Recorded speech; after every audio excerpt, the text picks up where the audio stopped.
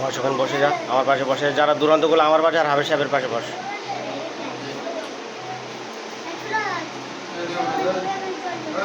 খুব দুরন্তগুলো হাফেজ সাহেব তোমার পাশে না, আর আমার পাশে।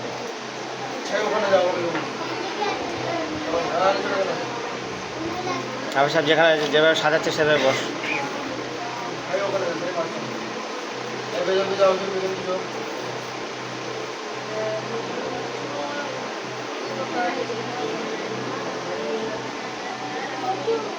বল।